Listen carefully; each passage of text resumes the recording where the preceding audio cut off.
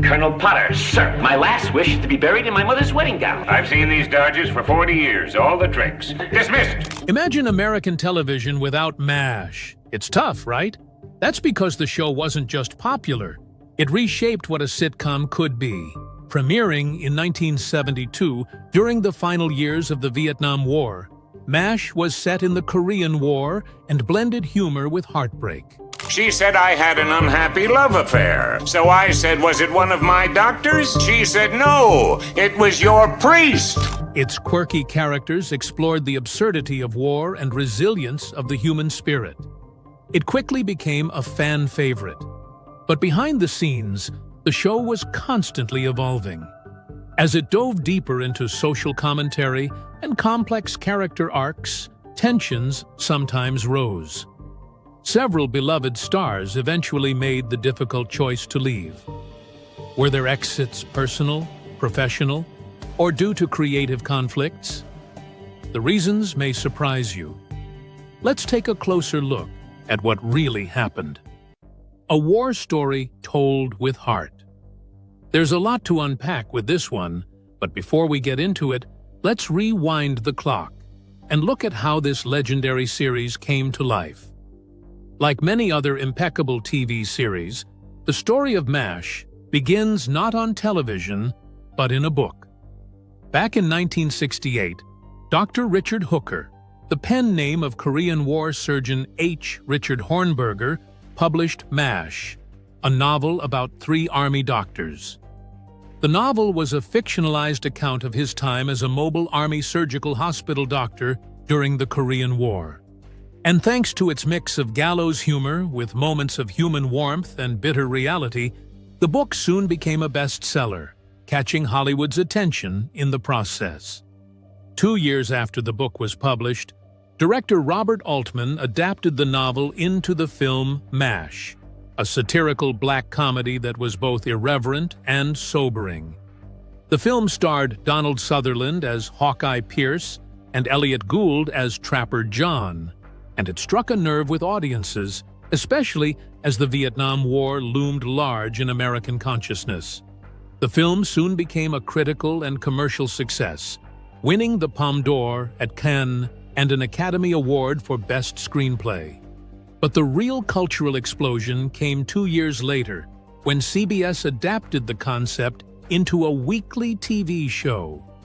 Developed by Larry Gelbart and Gene Reynolds, the television version of MASH debuted on September 17, 1972.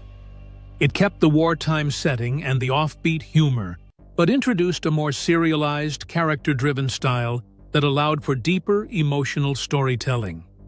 Alan Alda stepped into the role of Hawkeye Pierce and quickly became the heart of the series. Although the first season struggled with ratings so much so that it was nearly canceled, CBS took a chance and moved it to Saturday nights. With this move, ratings soared, and so did the show's cultural impact. To many, the show also broke rules. It was the first of its kind in Hollywood, experimenting with format, using real war footage, and was even one of the first American comedies to regularly feature the sound of helicopters instead of a laugh track. Alan Alda, who played Hawkeye, later became a director, writer, and creative force behind the show, pushing for more realism and emotional complexity. But as MASH matured, so did its characters. And let's just say not all the actors agreed with the new direction. Some felt their roles were shrinking or becoming caricatures. Others struggled with personal challenges or felt the urge to explore different creative paths. In general, over its 11-season run, MASH saw numerous cast changes, but through it all, it remained anchored in a singular mission: to show the cost of war through the lens of compassion, wit, and unbreakable human bonds. With this in mind, let's jump right into the first major exit from the series. An actor whose departure was so unexpected, the writers chose to kill off his character in a moment that shocked the nation. McLean Stevenson. If you ask longtime MASH fans what moment hit them the hardest, chances are they'll point to the final scene of Season 3's finale. Abyssinia, Henry. It was just one line, delivered quietly by radar, but it changed everything. Lieutenant Colonel Henry Blake's plane was shot down over the Sea of Japan. There were no survivors. That moment was groundbreaking, not just because it shocked audiences, but because it marked the first major departure of a core MASH cast member, McLean Stevenson. But how did we get there? McLean had been a vital part of MASH from the very beginning. As the affable, often confused commanding officer of the 4077th, his character, Colonel Henry Blake, was a perfect foil for the madness of war. Where Hawkeye and Trapper brought rebellion and wit, Henry Blake brought humanity, sometimes frazzled, sometimes clueless, but always well-meaning. In the early seasons, McLean's performance earned him widespread praise and a Golden Globe. He was funny, relatable, and deeply loved by fans. But behind the scenes, things weren't quite as harmonious. According to interviews and memoirs from the cast and writers, McLean grew increasingly frustrated with his role. While the show started as a loose ensemble comedy, it quickly began centering around Alan Alda's Hawkeye Pierce. And as Alda became more involved in the writing and direction of the show, his character took on greater emotional and narrative weight. McLean, meanwhile, felt sidelined. So sidelined that he even once told People magazine in 1975, "I want to be number one. I want to be the guy carrying the show." But as egotistical as this probably sounds, it wasn't actually about McLean's ego. You see, McLean had these big dreams of becoming a star. He had huge ambitions. But if there's one thing you should know about Hollywood, it's that it's usually very easy for an actor to fall into a stereotypical role. And for McLean, he was falling into this pit that he wanted nothing to do with. He saw how powerful television could be, and he believed he had the charisma and talent to anchor a show of his own. He wanted to pursue opportunities where he wouldn't always be the second or third banana. He wanted to be the first. So at the end of Season 3, McLean approached the producers and told them he would not be returning. Now, here's where things took a turn. Traditionally, when actors left sitcoms, their characters were written off gently, transferred, reassigned, and maybe even sent off to get married. But MASH wasn't a traditional sitcom. Its creators, Larry and Gene, saw an opportunity to do something bold. They wanted to remind viewers that MASH was, at its heart, a war story. That in war, not everyone makes it home. And this was the perfect opportunity. What succeeded this was the legendary Abyssinia Henry episode. In the episode, Henry Blake receives his discharge orders and prepares to head home. There's celebration, tears, hugs, a joyful farewell. For 25 minutes, it feels like a happy ending. But then comes the final scene like a raging storm. Radar walks into the operating room, hat in hand, face grave. The doctors are mid-surgery when he breaks the news that Lieutenant Colonel Henry Blake's plane was shot down over the Sea of Japan. There were no survivors. What followed was an intense silence that could be heard around America. No dramatic music, no laugh track or helicopter noises, just stunned faces and the beep of surgical equipment. That scene changed TV history. It was one of the first times a beloved sitcom character was killed off, permanently and without warning. The raw reactions from the cast was partly real, as only a few knew the ending beforehand. Alda later revealed that Gary Burghoff, who plays Radar, was the only actor told in advance so he could prepare. The rest of the cast was reacting genuinely in that final take. As soon as it aired, the episode generated an immediate and intense response. CBS received thousands of letters, many praising the show's honesty, others angry that such a beloved character was taken away so suddenly. Some even accused the producers of going too far. But Larry defended the decision, saying, "We wanted to say that not everybody gets to go home." And that they did. But what happened to McLean after his departure? Let's just say things weren't as rosy as he probably imagined. Granted, things were pretty great at first. He signed a lucrative deal with NBC, eager to strike out on his own. He then moved on to star in The McLean Stevenson Show, a family sitcom built around his affable charm. He appeared to be charting out his own terms and making a name for himself in the industry. But it was short-lived. His show was canceled after just one season, and a second attempt with the show Hello, Larry fared even worse. Despite high hopes and heavy promotion, the show was critically panned and became a running joke in later years. In retrospect, McLean would come to regret leaving MASH. In a 1983 interview with the Los Angeles Times, he admitted, "I took myself out of the game." It wasn't just that his new shows flopped. It was more so the realization that MASH was a once-in-a-lifetime experience. The cast, the writing, the impact. It was lightning in a bottle. Some of his co-stars, like Alda and Loretta Sweet, expressed sadness about his departure, but they also understood his desire to branch out. Others quietly wondered if he had been too quick to walk away from something special. Despite his regrets, McLean continued working in television and made occasional guest appearances on other shows.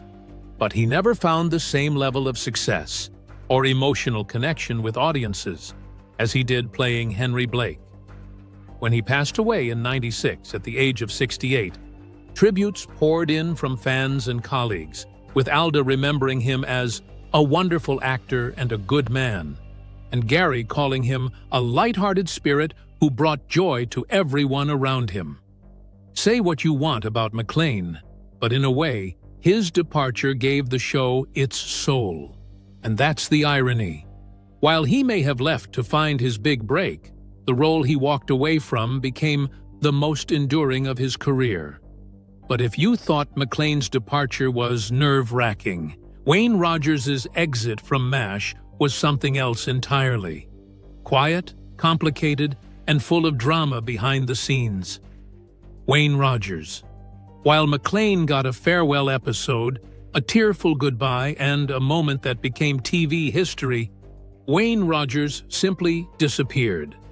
We saw him in one episode, and the next, he was gone. No goodbye, no explanation, and certainly no closure. Why, you ask? Let's just say things aren't always as rosy on set as they might seem on camera. To understand what happened, we need to go back to the beginning. Wayne Rogers played Trapper John McIntyre, one half of the original comedic duo that defined MASH's early seasons. He and Alda's Hawkeye Pierce were the life of the 4077th. The chemistry between the duo was magnetic and audiences loved it, especially when they decided to throw in their fast-paced banter, mischief, and their unshakable friendship. It was like watching a wartime version of The Odd Couple, albeit with scalpel jokes. But behind the laughs, tension was secretly brewing. As it turns out, Wayne had signed on to MASH under the impression that it would be a true ensemble show, with equal screen time for the core cast. But as the series evolved, much of the spotlight began to shift toward Alda's character. It soon became clear that Hawkeye became more than just a co-lead.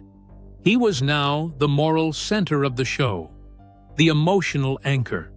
And soon after Alda, who was a gifted writer and director, started contributing heavily to the show's creative direction, things really started to look different. Initially, Wayne didn't mind Alda's success. On the contrary, the two were reportedly friendly off-set. But naturally, he soon began to feel sidelined. Alda's character seemed to be the only one getting some sort of maturity. The others just appeared stuck in their original cocoons. Anyway, just like that, Trapper John had gone from being a leading man to a supporting character. And as Wayne later explained in interviews, it wasn't about ego, it was about the integrity of storytelling. He once said, "Trapper didn't have much to do. He was one of two buddies, and then he became the guy who nodded at everything Alan said." But unlike McLean, who made a public exit and was given a send-off, Wayne chose a different path. Quietly and without a fuss, he decided not to renew his contract after Season 3. The producers didn't even know he was officially gone until shortly before filming began for Season 4. And here's where things get even more unusual. Wayne's contract with the show was never formally signed, meaning all along he'd been working on a handshake deal. This meant that when the producers threatened to sue him for breach of contract, they had no legal footing as he hadn't broken anything.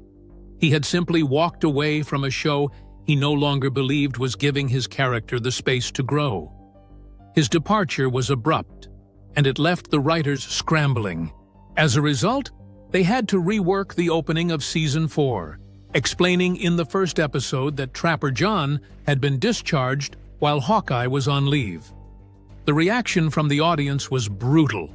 First, Henry, and now, Trapper?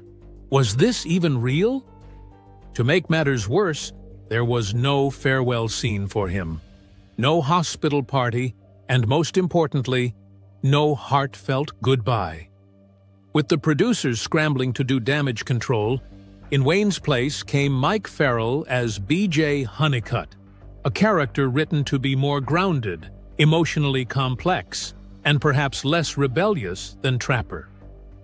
With this change, the dynamic of the show shifted immediately. Gone was the buddy comedy edge, and in was a softer, more introspective version of the show. But here's the irony. MASH actually grew deeper, and arguably better, in Trapper's absence. Although many still argue that they prefer the earlier seasons, for us, we'd say the opposite. Wayne, meanwhile, didn't disappear from the spotlight. After MASH, he appeared in TV shows and films, but eventually took an entirely different path, becoming a successful financial investor and commentator. Wayne was smart, very smart. He had studied history at Princeton and later built a career on Wall Street. In fact, by the 1990s, he was a regular panelist on Fox News' Cashin' In, discussing economics and policy. He made millions, not from acting, but from savvy investing. Still, he never completely walked away from Hollywood. He did a few TV movies, took on a couple of recurring roles, and even joked about his time on MASH in later interviews.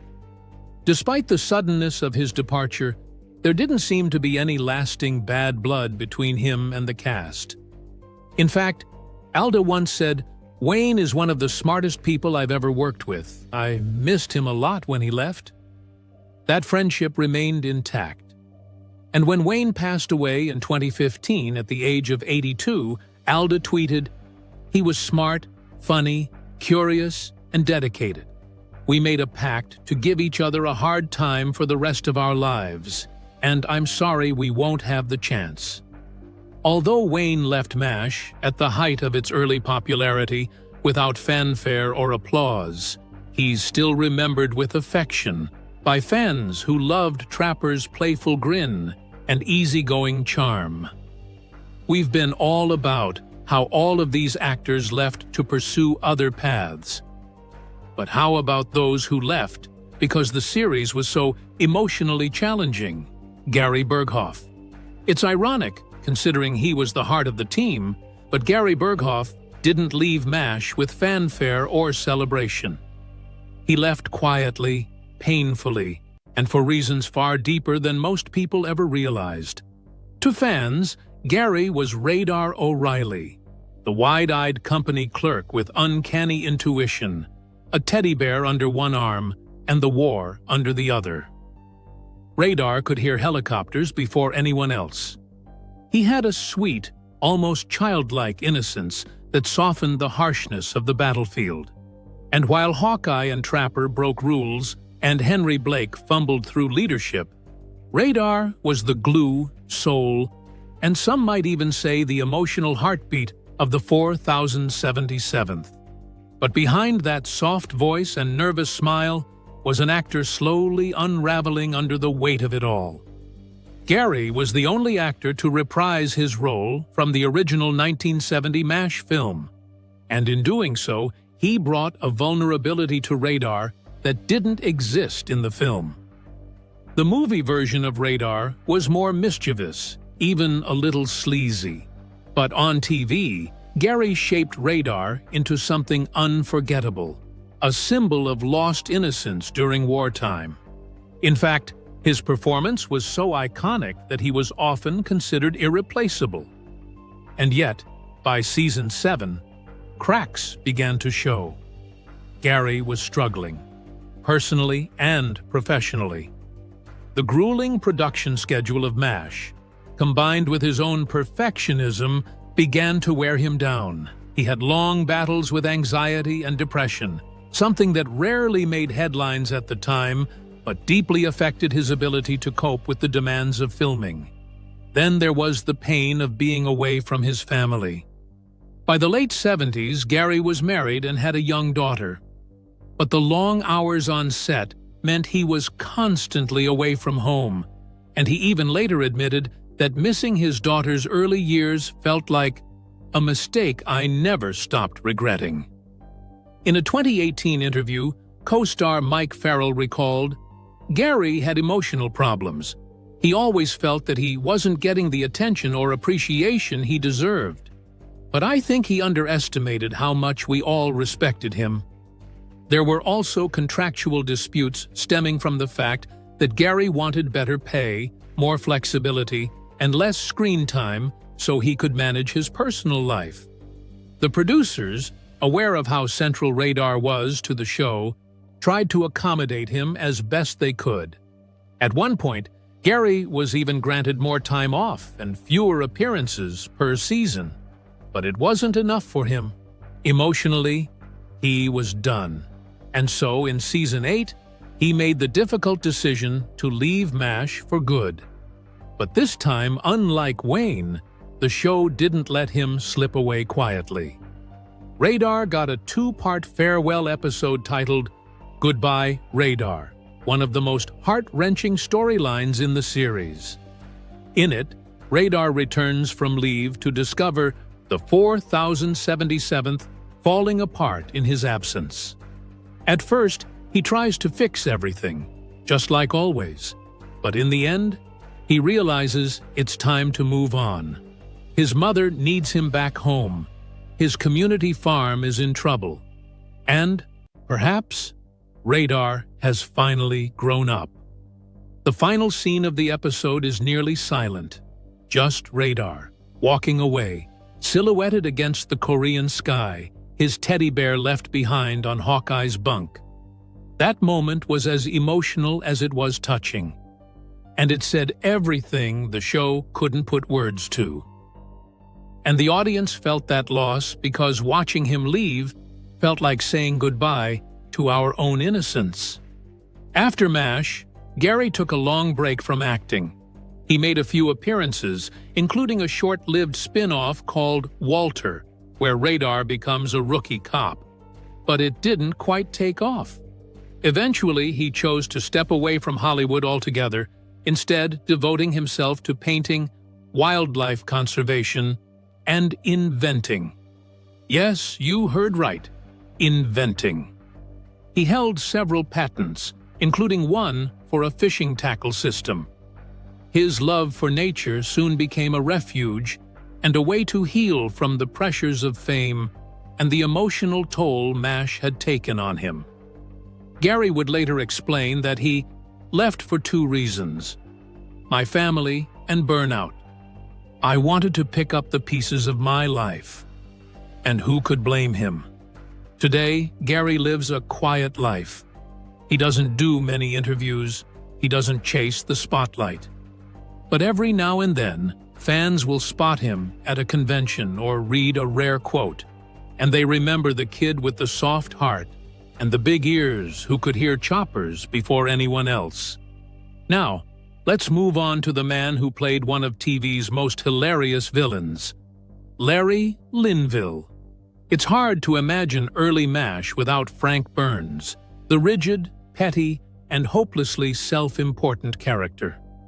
Played to perfection by Larry Linville, Major Burns was the character audiences loved to hate. His sycophantic obsession with rules, his secret affair with Major Houlihan, and his deep inferiority complex made him the perfect comic foil to Hawkeye and Trapper.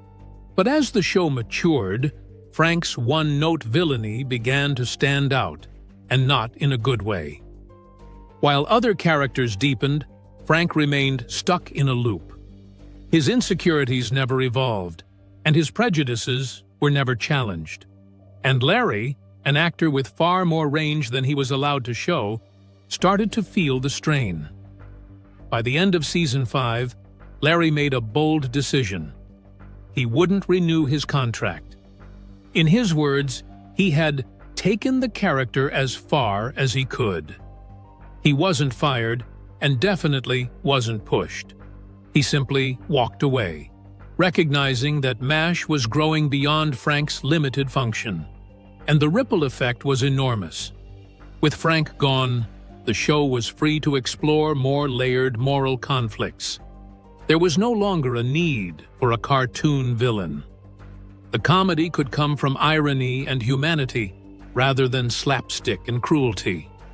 In many ways, we like to think that Larry's exit marked a creative crossroads for MASH, one that would elevate it from good to legendary. But that doesn't mean fans didn't feel the loss. For 5 seasons, Frank was the punchline and the pressure. His departure forced the series to rethink its rhythm. And while his exit wasn't mourned in the show's storyline, he was written out off-screen as having received a cushy promotion. It was deeply felt in the show's DNA. Larry went on to do guest roles in TV and film, but never again found a part as visible or as unforgettable as Major Frank Burns. Not only was Larry's character written out of the show, another character, who would also later leave the show, was written in to kind of take his place. David Ogden Stiers. If Frank Burns was the cartoon villain, Charles Emerson Winchester III was the slow burn. Brought in to replace Frank in Season 6, Winchester couldn't have been more different. Cultured, brilliant, arrogant, and deeply private, he was more than just an antagonist. He was a challenge to Hawkeye, to BJ, to the very tone of the show itself. And David Ogden Stiers played him with exquisite restraint. At first, Winchester came off as pompous and insufferable, but over time, cracks began to show. He wasn't heartless, just guarded. And he definitely wasn't cruel, maybe just a little proud. Beneath the layers of opera and wine talk was a man reckoning with the brutal reality of war, one patient at a time. Unlike Larry or the others, David didn't exit mid-series. He stayed until the final episode, leaving not in protest, but in poetic closure. His final scene, teaching Chinese POWs to play Mozart, is one of the most hauntingly beautiful moments in television history. And that was the power of Winchester. He wasn't there to be liked. He was there to remind us that war breaks everyone, even those who think they're too refined to be touched by it. When given the chance to join the spin-off after MASH, David passed on it, explaining that his character's arc was complete. In his words, Winchester had said what he needed to say. Following his successful time on the show, he went on to voice Disney characters, and in 2009, he came out with his sexuality during an interview with the website Gossip Boy, saying, "I am gay, very proud to be so." According to him, he hadn't come out earlier in his career because he feared it might hurt his chances in the industry. particularly when he was doing voice work for Disney and still appearing in television and film. At the time, there was real concern that coming out could cost actors roles or lead to typecasting. Despite being private about his personal life for most of his career, he was deeply respected in the industry, both for his dignity and his extraordinary range. He passed away in 2018 at age 75 from bladder cancer.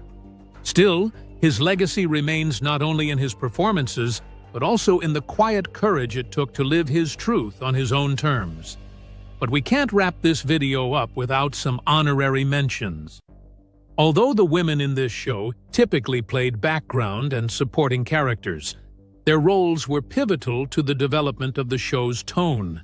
And one such woman was Major Margaret "Hot Lips" Houlihan, the Women of MASH. In a war zone filled with men cracking jokes to keep the darkness at bay, the women of MASH had a tougher job: being seen. And no woman faced a steeper climb or a more remarkable transformation than Major Margaret "Hot Lips" Houlihan, played by Loretta Swit. When MASH began, Margaret was written as the punchline. Her nickname said it all: Hot Lips, a reference to a gag in the original film. She was strict by the book and often the object of ridicule. But Loretta refused to let Margaret stay in that box. With every season, she infused the character with intelligence, strength, and vulnerability. By the end of the series, Margaret wasn't just respected, she was fully realized, complex, and quietly revolutionary. Loretta once said in an interview, "I wanted her to be a woman of substance." And she was. Margaret became a decorated officer, a skilled head nurse, and one of the few characters who openly questioned the war's cruelty while still doing her job with unshakable precision. Interestingly, while many male actors left MASH, Loretta stayed for all 11 seasons. She was one of only 4 actors to appear in both the pilot and the finale. While recurring female characters like Lieutenant Ginger Bayliss or Nurse Cutler came and went, Margaret stayed and evolved. In a show where war stripped everyone down to their barest selves, Margaret stood tall. And thanks to Loretta's persistence, the only woman in the opening credits made sure the boys didn't carry the show alone. What actors did we miss? Tell us in the comments below. Thanks for watching. To enjoy more exciting videos, click play on the video on your screen. And don't forget to like, subscribe, and hit the bell so you get notified when a new video drops.